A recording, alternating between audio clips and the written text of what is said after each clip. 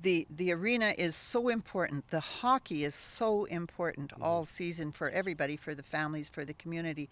And we are trying to open the scope of that to everyone by saying no scope for youth activities. The reason why this story is interesting and compelling is because it's sort of a microcosmic example of what's going on across the country. The damage that is being done to grassroots communities across the country, the division that's being caused through these really malicious COVID-19 policies, all of which across the board, from masking on and on and on, are all totally unnecessary. I can tell you, because I'm privy to the very best science that's out there because of some of the cases that I've been working on, that the risk of asymptomatic spread is vanishingly low, and it's lowest among children. There is no pandemic. There's no pandemic for children. We should not even be considering vaccinating children. COVID-19 poses no risk to them whatsoever. Small towns are a little bit different than big cities. There are often hubs that form in these communities that serve as the anchor for most of the social aspects and most of the interactions that take place within a community. In Bicycle, Alberta, one of those hubs is the Bicycle Arena. And unfortunately, because of the restrictions exemption program implemented by Jason Kenney and the government of Alberta, that place that once brought people together has now become a hub of division. Warning, censorship. Warning, censorship. Adam Sos here for Rebel News, and we are in the community of Bicycle, Alberta, at the Bicycle Arena, where a vaccine passport system has been implemented for fans who wish to attend and observe youth hockey. Certain people in the community are feeling excluded and isolated because of this and because of their private medical information. So we're going to speak with them and learn more about this situation. For all of this, I mean, this is a remarkable community. I mean, it's just amazing. And for us, our son is now in midget or U18, and his life as a hockey player for the Bicycle Blazers has been remarkable. I mean, these families stick together. You couldn't ask for a better community to raise your family in. And unfortunately, there are some people who do not believe in the jab or cannot get the jab. And I, for one, am one. And we're being penalized for being able to watch the kids play hockey. And ultimately, this is all about the kids. Not one of us wants their season to be canceled. Not at all. But there are so many other things. I mean, it's such a bigger picture than just hockey. And if we say we're doing this for the kids, we need to see their future and to fight for that freedom. So in my heart of hearts, I don't like the conflict. It's really sad, because these are people there's generations of families here. I've only been here 20 years, but these are good people. And this is a remarkable hockey group. It's just, it's heartbreaking. It really is. And some of us can't afford the $80 a week to go and get your rapid test. My son had a severe head injury. We now have to pay for him to get that so that he can support his team on the stands. There's so much more to this. And so the concern for this community is very much the capacity for family members, parents to come out and support the athletes. The biggest concern is the fact that the arena is so important. The hockey is so important all season for everybody, for the families, for the community. And we are trying to open the scope of that to everyone by saying no scope for youth activities. They had seen a letter that I had written about a month ago to Drayton Valley Town Council, because Drayton Valley Town Council was dealing with this question there, and that is whether they were going to require essentially a vaccine passport in order to gain access to the facility, or whether they were going to sign on to a program, an exemption program that was created by the province of Alberta.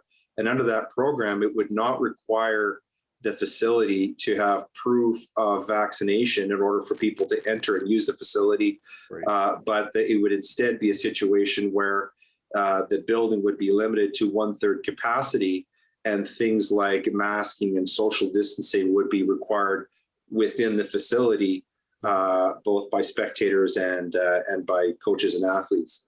And so Drayton Valley ultimately voted against a vaccine passport system, and they adopted this exemption program. Mm-hmm. And so some people in my sector had seen my letter, and this was picked up in the news.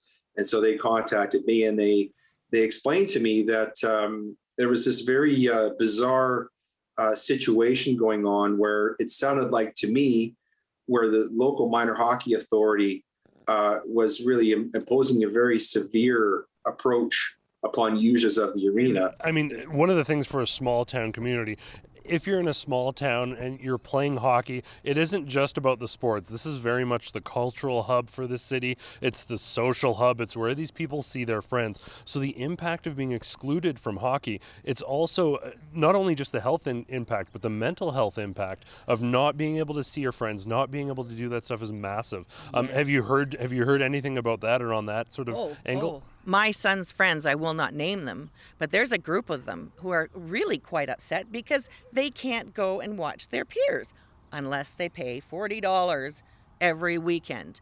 And I mean, especially U18, these kids love to watch their friends, not to mention the girls wearing their boys' jerseys. But yeah, it's huge. It's wonderful. And the grandparents, and it's a lot of fun. And these are great parents. I mean, nobody yells at anybody. I've been to some rinks where they're really not nice. Yeah. These parents are fantastic. Yeah. Well said. It's definitely the winter culture here for all the families and the community. So we totally endorse the hockey, the arena. There's no malice against them. We endorse that. We absolutely do not endorse the fact that the freedom has been denied for many people, and that it was done unilaterally to make that decision. And it's important to remember a community like Bisecker, these arenas are really the hub of the community. This is the hub of social life.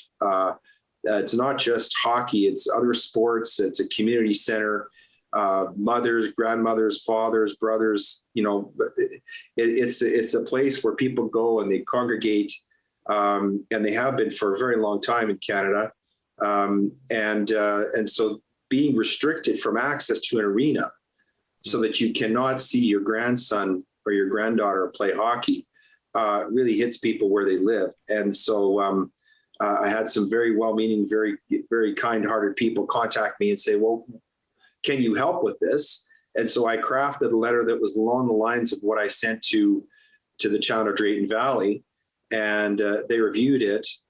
And I'm not certain that it had the desired effect, but it essentially what it did is it urged the village of Bisecker to adopt the approach that was taken by the town of Drayton Valley, which I happen to think is very sensible.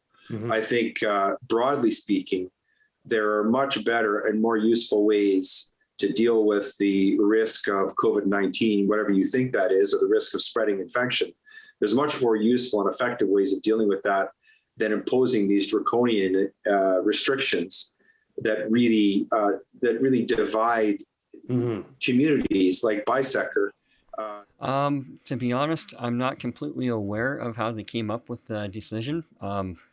As far as I know, they're trying to act in the best interest of their association, and they're trying to act on behalf of whatever they feel is right as far as, the government policies. And there's such a discrepancy right now as far as the policies are going. Some people are saying it's out of scope with the whole scope program and everything, and it has just been back and forth, and it has split a whole small community apart. I really wish people could just get along. How's it going? What's that? Oh, we're just doing an interview about the rep program. The arena here. Any other questions? Or cool. Hey, boys. Guys, play hockey here? Yeah. Nice, cool. Yeah, no, we're just doing an interview about the vaccine passport stuff and parents not being able to watch and some of that other stuff. So yeah, so that we can play hockey. Yeah, exactly. The rep program seriously. Yeah, for sure. Yeah, I know some folks can't attend or whatever, so Well, some yeah, people I understand that. Yeah. So some interesting developments out here in Bicycle. A couple of young men were leaving the arena, presumably hockey players, and they're using some less than nice words. They've been apparently led to the impression that the only reason they're allowed to play hockey is because the arena has vaccine passports in place. That is simply not the case. There are opportunities, including reduced capacity, that would allow everyone to attend and ensure that no one is excluded based on their private medical vaccination status. So that is a troubling development. We're not sure who exactly is feeding the kids this information. We're going to move to a different location now because apparently, as you know, small towns talk. These kids, after swearing at us and acting rather rudely, despite our efforts to answer all their questions, they went off and told their folks on us and said that they're uncomfortable with the fact that we're covering this story. So There's lots of mixed opinions. People are saying that they want to do what's right for their kids. That being said, I'm sure any conscientious parent isn't going to want to, throw their kid to the wolves and give them an unsafe vaccine, but they just want to make sure their kids are safe for many years to come. And so I think it's such a 50-50 split. yeah. And we've experienced some of that. A number of people kind of gave us the nod or a smile when we walked by. People are happy we're out here, and their concern was primarily family members not able to attend their kids' sports games based on their vaccine status. On the other side, though, we had some people saying they seem to be under the impression that the only reason they're allowed to play hockey is because of the vaccine passports, as though there's not another alternative. Do you know if this information has been clear that there is another alternative for people to these hockey families?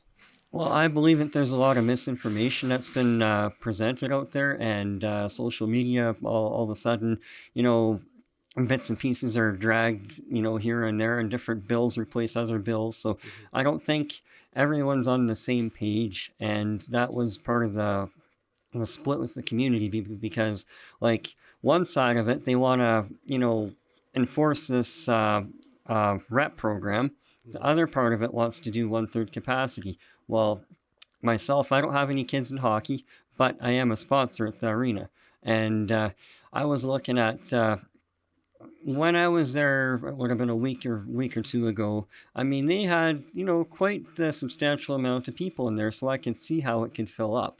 Great. So, I mean, maybe they're trying to, be a little bit conscientious and make sure that everyone is vaccinated. But my biggest concern is, how are they actually controlling this? Yeah. Do they have third party controlling this, or do they have trained volunteers, or the untrained volunteers? And where is this health information going? And like myself, when I walked in there, I didn't even have to show any sort of vaccine passport or anything else, as other people did, and they were singled out. So that's where it's very all over the place. So It raises the question of whose arena is it? Yeah. I mean, does it belong to the village, or does it belong to the community members? I think it's the latter. But the reason why, and I know you realize this, Adam, but for the benefit of your viewers, the reason why this story is interesting and compelling is because it's sort of a microcosmic example of what's going on across the country. Yeah. The damage that is being done to grassroots communities across the country, the division that's being caused through these really malicious COVID-19 policies, all of which across the board, from masking on and on and on, are all totally unnecessary. And it's really, it's nothing less than heinous what's being done. And I think it would be great if some of the people who are responsible for imposing these restrictions, would visit the grassroots communities and see the damage that it's doing. With vaccine mandates, society is more segregated than ever, and that segregation extends to the small towns around this country. A hockey community, the town of Bicycle, is divided and at odds with each other, when in fact they should be standing together, standing to support each other. If one person is excluded from the sense of community and togetherness that hockey should bring about, that is one person too many. I want to thank you all for tuning in. For Rebel News, I'm Adam Sos.